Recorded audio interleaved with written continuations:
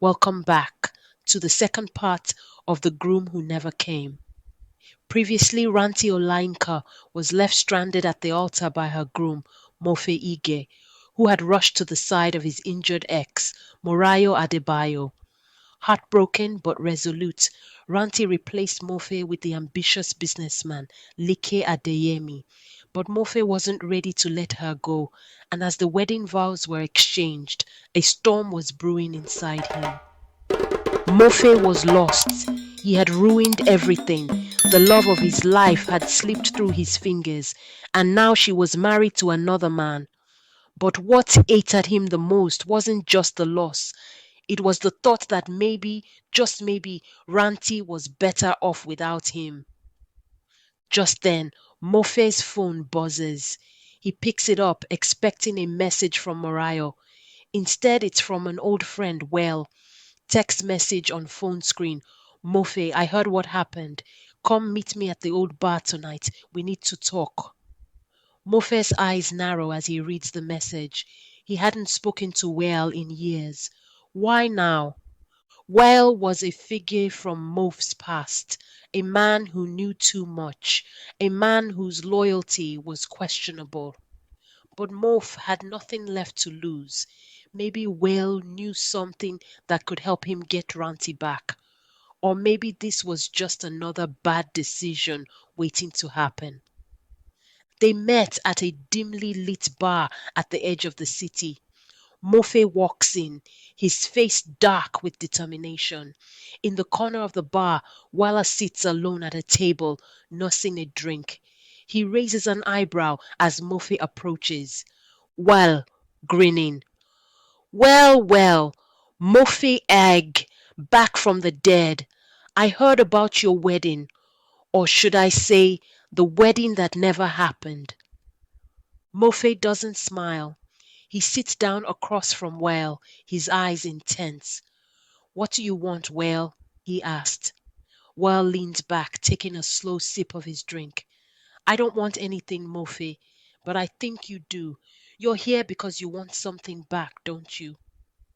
Wall always knew how to play his cards. He could read people like a book, and he knew Mofe was desperate. But desperation is a dangerous thing. It makes people do things they'd never normally do. Mofe said coldly, What are you getting at? Wale, smirking. What if I told you there's a way to get Ranti back?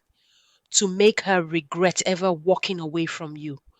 To remind her who she really belongs to? Morphe's hands tighten around his glass. He leans forward, his voice low. I'm listening. Whale's smirk widens as he pulls out a small envelope from his jacket. He slides it across the table to Morph. Inside this envelope is everything you need to know. Follow the instructions and Ranty will be yours again. But be warned, once you start, there's no going back, said Whale. Morph stares at the envelope, his heart racing. He knows whatever's inside could change everything, but the thought of losing Ranty forever is unbearable. He picks it up slowly. Mofe was standing at a crossroads. He could walk away, leave Ranty to her new life, and move on. Or he could open that envelope and dive into the shadows, knowing full well that nothing good could come of it. But in his desperation, Mofe had already made his choice. Mofe opens the envelope. His eyes widen as he reads the contents. Wale watches him, his smile never fading. As Mofe finished reading the contents, Wale said softly, Now, Mofe, are you ready to get back what's yours? Mofe folds the letter and slips it into his jacket. He stands up without a word, nodding to Weil before leaving the bar. Back in Lake's penthouse, Ranti sits alone in the bedroom, her mind spinning. She glances at her phone, tempted to call Mofe, but she hesitates. Ranti's heart was torn. She had made her choice, married Leke, and moved on. But something inside her wouldn't let go of Mof. No matter how much she wanted to forget him, he was still there, lingering in the back of her mind. She finally puts the phone down and stands up, staring at herself in the mirror. Her reflection looks back at her, but she barely recognizes the woman she's become. Did I make the right choice? Ranty asked softly. Back at Morph's small apartment, his mind races as he reflects on the words of the letter. He stood on the balcony holding the letter in his hands. The letter excerpt, quote, Mofi, if you want Ranty back, you need to make her feel the loss. Show her what life without you truly means. But this isn't about love anymore. It's about control. Let her see the man you've become, the one she can never truly escape. The words weighed heavily on Mofe's heart. He didn't want to control Ranty, but the anger in his soul, the bitterness of losing her to another man, had darkened his judgment.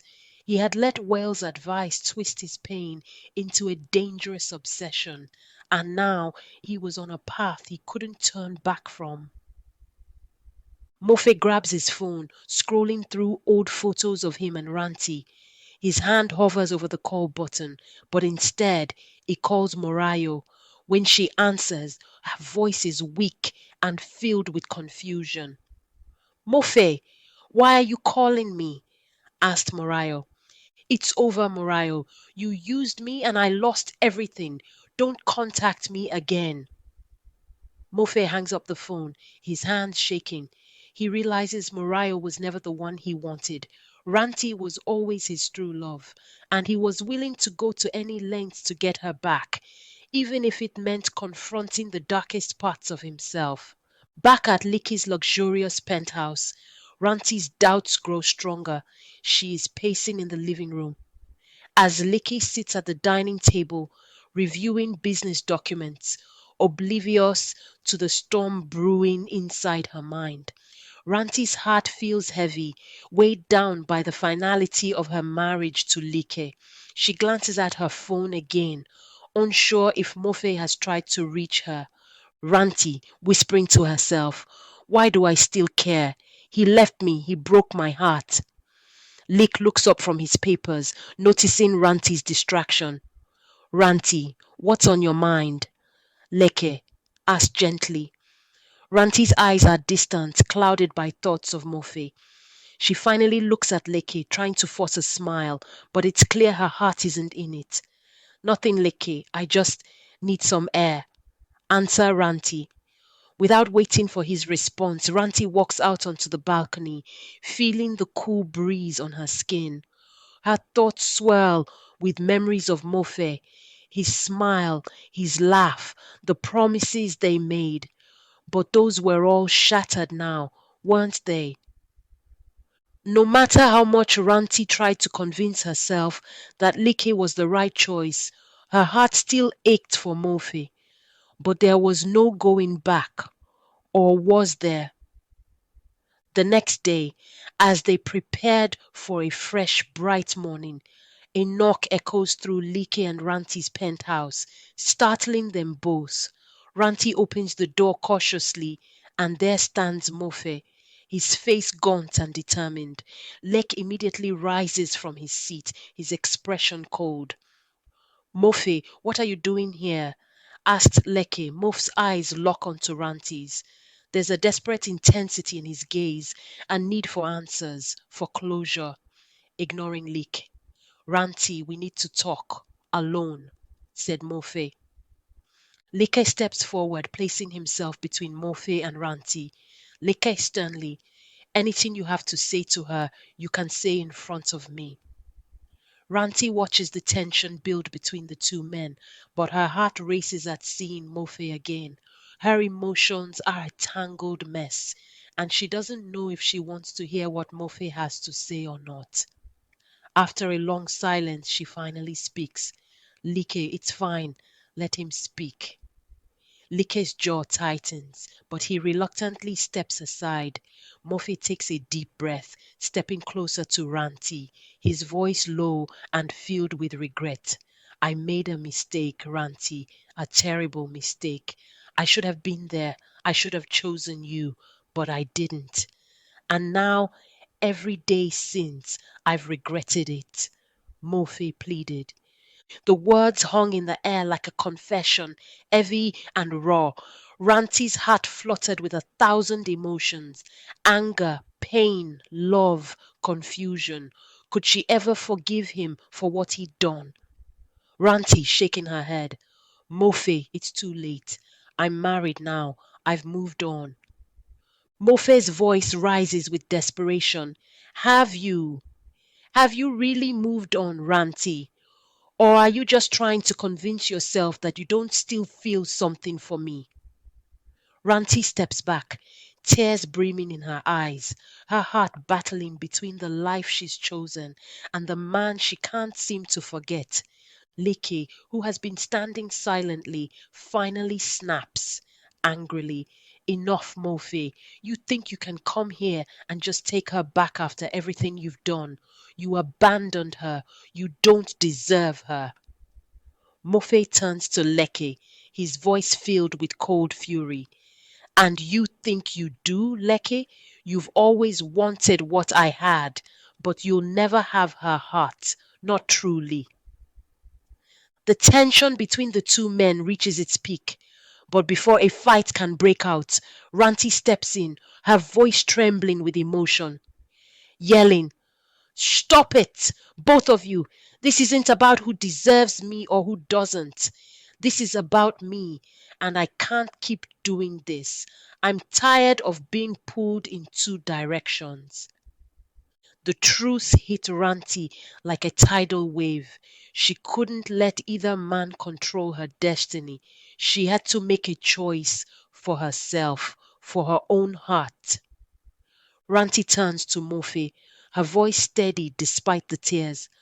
Morphe, I loved you, but you weren't there when I needed you the most. I can't go back to that. I won't. Morphe's face falls, but he nods slowly, understanding the gravity of her words. Morphe said softly, I understand. I'm sorry, Ranty. I really am. Ranty then turns to Like, her voice still resolute.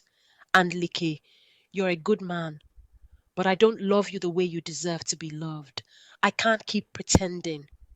Like's face hardens as the realization sinks in. He had thought winning Ranty's hand would be enough, but her heart was never truly his. So what now, Ranty? You walk away from both of us? Like said bitterly. Ranty replied with strength, Yes, I'm choosing myself. And with those words, Ranty finally freed herself from the chains of expectation and obligation. For the first time in her life, she was choosing her own path. She didn't need Mofe or Like to define her. Ranti Olainka had finally found peace.